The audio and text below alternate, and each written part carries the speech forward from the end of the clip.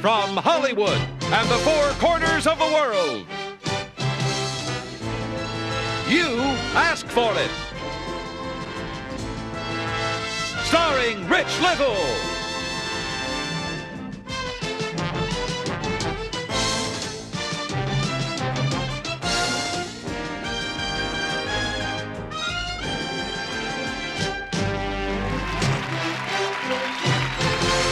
Here's the star of You Asked for It, Rich Little.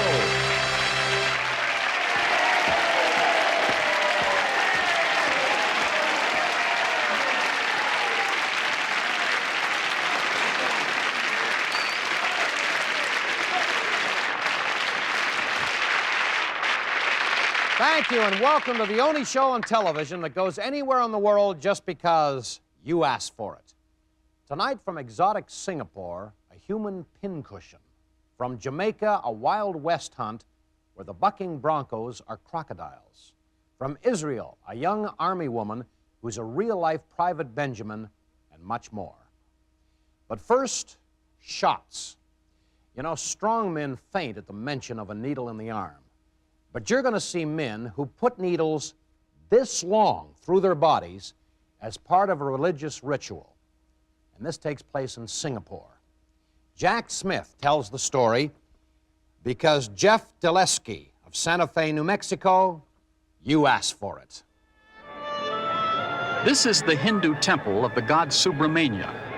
The Hindus worship over 1 million gods. And every year here in Singapore, they hold a festival honoring Subramania, the astonishing penance rites of Taipu Sun.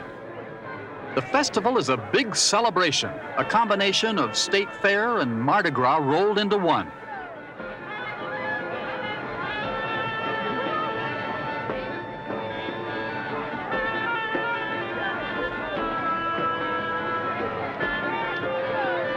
When these structures, called kavadis, are in place, the penitents will carry them for 3 grueling miles in the hot sun to the temple of Mariamman, where the rites are completed. After priests chant holy passages from Veda, the Hindu Bible, the devotees will undergo what looks like an agonizing form of self-torture.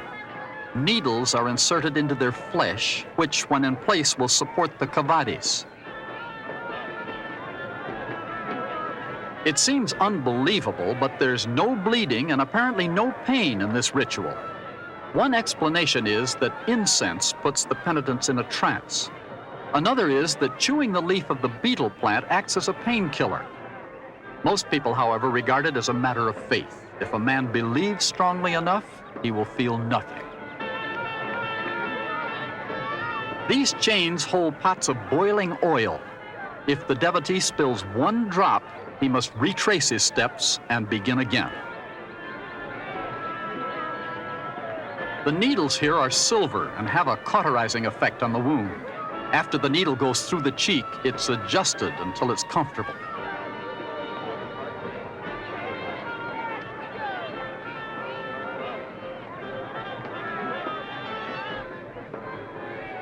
A second needle is inserted through the tongue.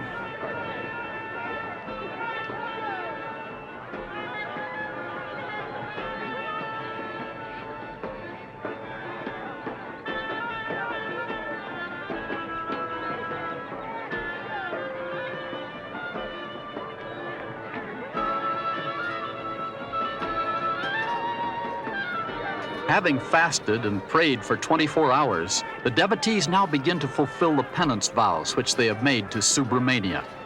Each penitent is accompanied by a group of friends and relatives who try to keep onlookers away, as any bump might cause a painful injury.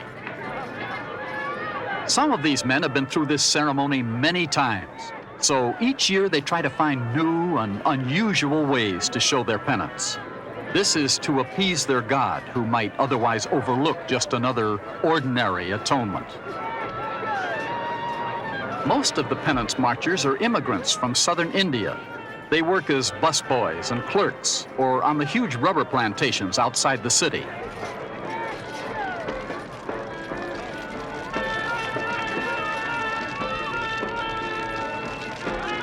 By subjecting themselves to this torture, The devotees hope to gain absolution from all their sins and win eternal life with their gods.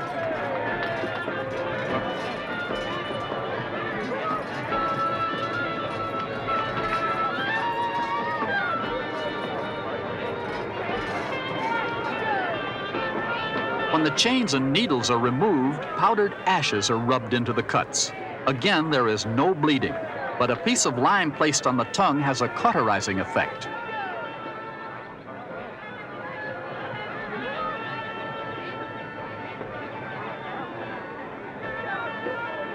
At the end of their painful ordeal, the devotees will go to the temple of Naraman and offer a prayer of thanks to their gods. Hopefully, the gods will hear their prayers and grant them everlasting peace. You know, our show brings you glimpses of other cultures that may sometimes appear shocking. We do not recommend everything we show. And kids, that practice especially is not for you. Even the smallest pin or needle can cause serious injury. I mean, as far as I'm concerned, the only thing that should walk around with needles stuck in his body is a porcupine.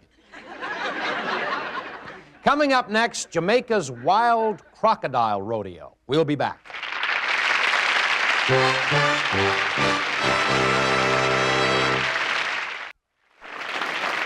And now back to Rich Little. Thank you, John. You know, a wild, full-grown crocodile is nothing to fool with. Its powerful jaws can sever a man's arm or leg with one bite. Well, you'll see an attempt to lasso and tie one of those wide-jawed reptiles as Tony Thomas takes us on a wild crocodile hunt in Jamaica. Lisa Tomac of Portage, Indiana, you asked for it. This sign may look like a joke, but it isn't. Beyond the fence is the jungle compound of professional hunter Ross Kananga, whose house is perched on the edge of a crocodile swamp near Montego Bay, Jamaica.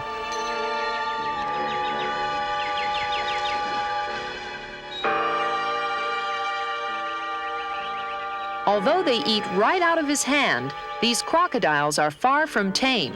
They could easily snap off a hand or an arm if provoked. What makes a man want to seek out and capture these frightening creatures? Well, adventure for one thing, and for another, money. Zoos and movie companies will pay up to $5,000 for a good-sized crocodile, a fee that tends to make the risk worthwhile. Still, to those who prefer observing their wildlife at a safe distance, this is dangerous work. The crocodile's natural camouflage makes it difficult to spot in the water, but Kananga soon finds himself face to face with this forbidding prize. Now, armed with only a rope and a pole, Ross moves to within striking distance of his quarry. Bringing all his skills to bear, Ross tries to work his rope over those deadly jaws.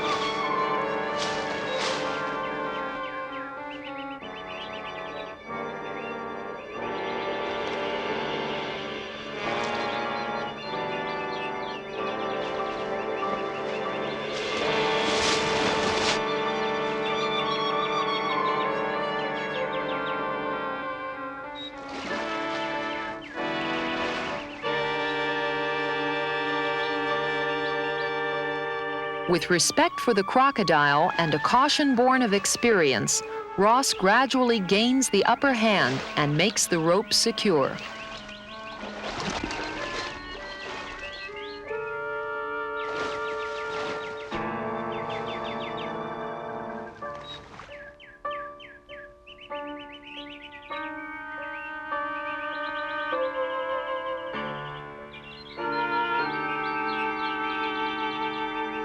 He's got those powerful jaws roped shut, but the only way to keep this savage creature under control is to tie up all four legs.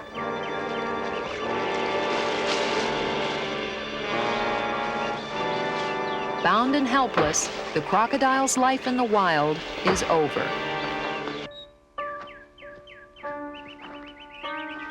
For Ross Kananga, it's the end of another day's work. For the crocodile, it's the start of a trip to a new home.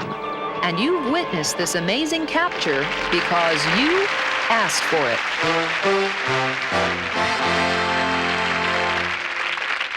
This is Bob Never Smiled at a Crocodile Hope. You know, a friend of mine said he'd give his right arm to have a crocodile for a pet.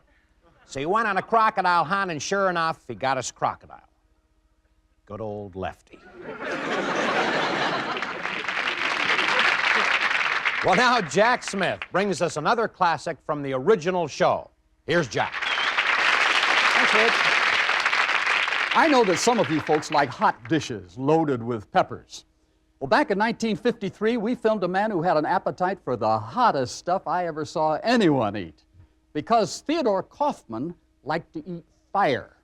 And here it is again, Theodore Kaufman, the king of the fire eaters. Theodore Kaufman is one man who loves the heat. This could be soup, but not if you know Theodore. That's gasoline. But he stirs it up and drinks it like soup. He even makes this flaming dish look delicious. But one miscalculation could result in a severe or fatal burn.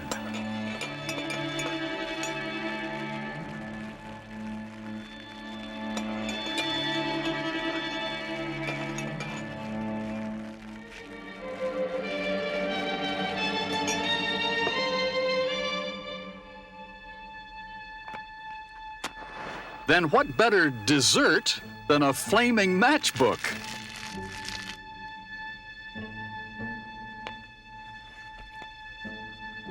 And in this case, a second helping can't hurt.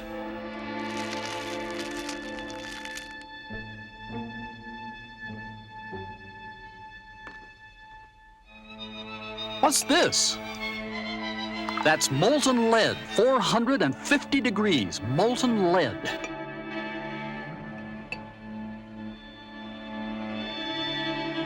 And the thing to do, of course, is to pour it into your hand.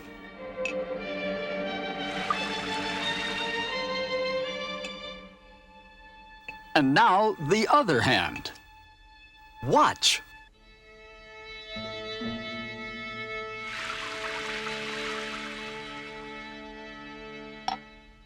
A wicked instrument of destruction, a detonator cap, to be handled very delicately.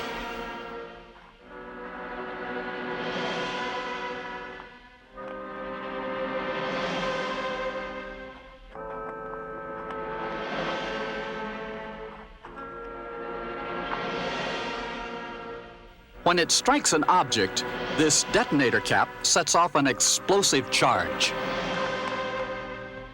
Like that. And now Theodore Kaufman is about to turn himself into a human bomb. He takes the explosive charge into his mouth.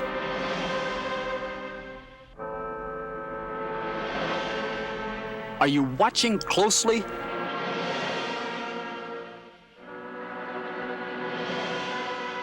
Stand back.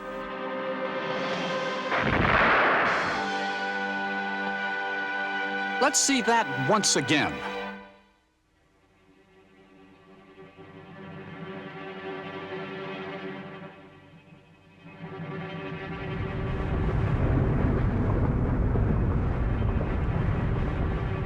You asked for it. Rich, I guarantee you that's one man you don't want to invite out to a restaurant. Yes. I had the misfortune to have dinner with a fellow once like that. He sneezed, charred my steak, and melted the ice in my martini. That's terrible. So was my date. Next, we'll take you to Israel to see a real-life Private Benjamin. We'll be back.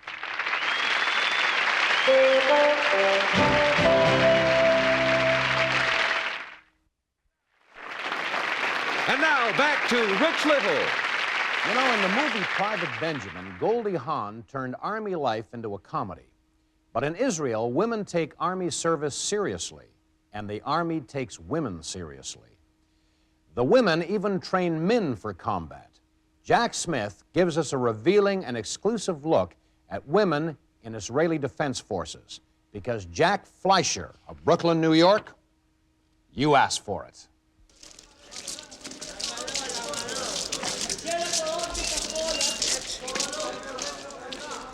These are new recruits in the Israeli Defense Forces. Their instructor is Deganit Broider, 20 years old, an expert in tank warfare. In the beginning, I thought I might have some problems with it because, you know, it's a woman standing in front of a group of men, and I don't think that in the beginning what interests them is the lesson, but you. But after a while, you get used to it, and I think they like the idea. Now, they're used to seeing girls teaching them.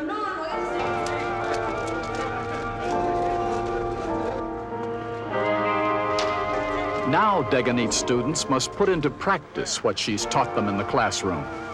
Deganit could have served her 2 years in the Army as a clerk or a cook, but chose the more demanding job of tank instructor.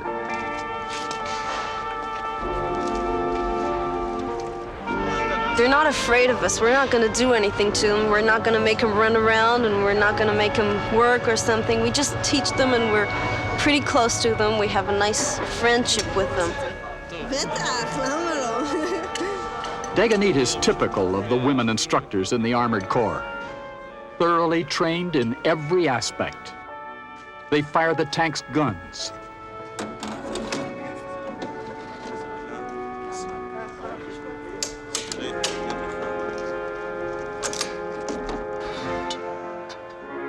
They can repair its complex equipment.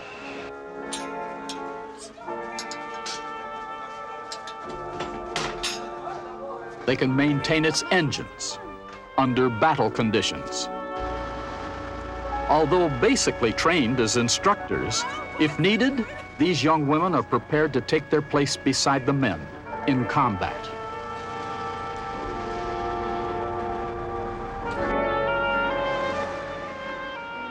I like to travel a lot, so that's what I do if I get like 2 or 3 days off.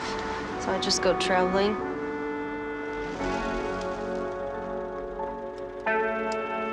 Deganit is not afraid to hitchhike alone. As a soldier in uniform, she has the respect of her fellow citizens.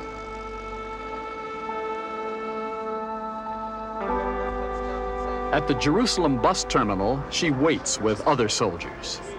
At any moment, although on leave, they know they may be called back into action. Deganit always looks forward to visiting her family at her home in the rural town of Gadara.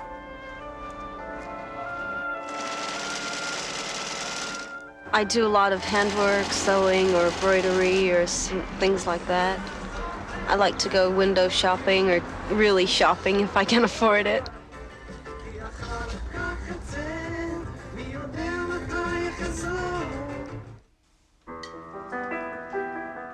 Today is a special occasion, for Deganit's boyfriend is also at home on leave as an Army reservist. Deganit will be leaving the Army soon to go to college, but other girls will take her place. And as future instructors, they must learn to drive the huge tanks with skill and confidence, to act as tank commanders and pass that knowledge on to new recruits. They are all warriors in the struggle to keep their nation strong and free. Israel feels secure because of their courage and devotion. I was really willing to go into the Army. Although it's duty, I think it gave me a lot. I feel I grew up through these 2 years, and I'm more ready to get into starting to build my life. You know, one of the most remarkable things you see in Israel is men and women in military or civilian clothing going about their personal business carrying loaded submachine guns. They are soldiers on leave, and they're required to go armed at all times. It shows the enormous mutual trust among the people, the government, and the military. And you won't say anything like it anywhere in the world. only in Israel. Rich will be back in a moment with more You Asked For It.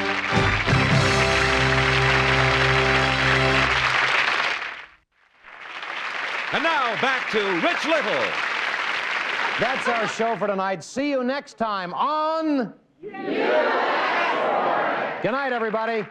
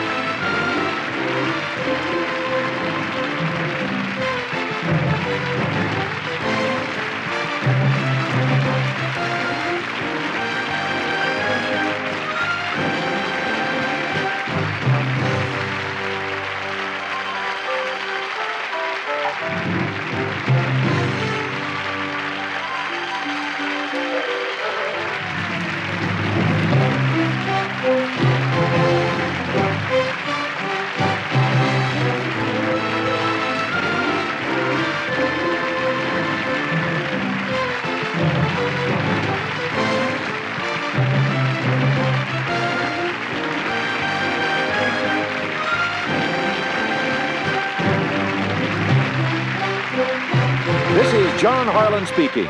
You Asked For It is a Sandy Frank production.